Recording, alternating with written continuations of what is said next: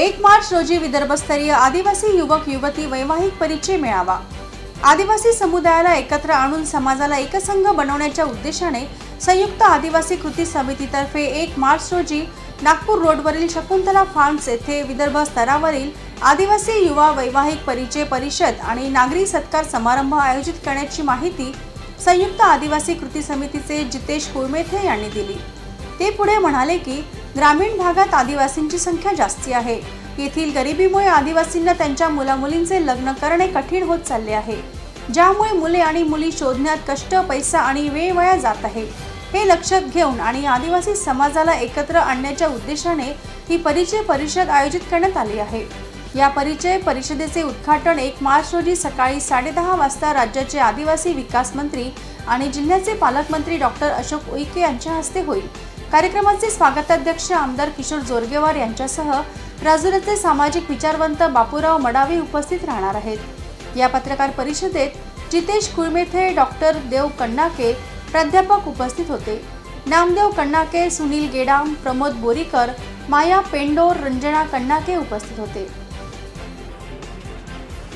संयुक्त आदिवासी कृती समिती चंद्रपूरच्या वतीने दिनांक 1 मार्च 2025 ला आदिवासी युवक युवती वैवाहिक परिचय मेळावा तथा पालकमंत्री नागरी सत्कार सोहळा 2025 च्या कार्यक्रमाचे या ठिकाणी आयोजन केलेलं आहे।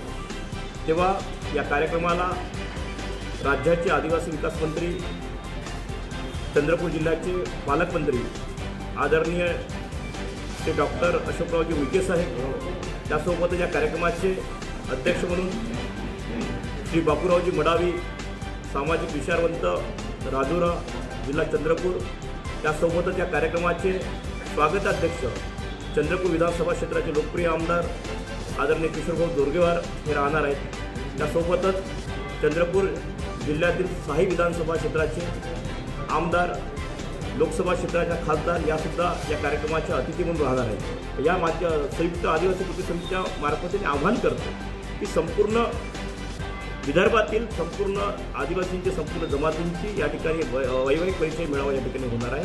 त्यामुळे सर्वांनी या ठिकाणी या कार्यक्रमामध्ये भाग घेऊन आपला परिचय या ठिकाणी ठेवावा। त्यासोबतच समाजातील कवी, ज्येष्ठ साहित्यिक, नामवंत लेखक, त्यासोबतच जी लोक प्रचाराचं काम करतात समाजामध्ये, म्हणजे लेखन असेल, पुस्तक असेल, त्यासोबतच विविध प्रकारचे स्टॉल असतील, असे स्टॉल पण लावण्याचं आपण त्या ठिकाणी व्यवस्था करतो। त्यांना पण विनंती असेल की आपण देखील त्या कार्यक्रमामध्ये येऊन त्या ठिकाणी स्टॉल लावू शकता आणि निश्चितपणे कार्यक्रमाला यशस्वीरित्या करण्यासाठी आपलं प्रचंड मोठं योगदान लाभलं पाहिजे।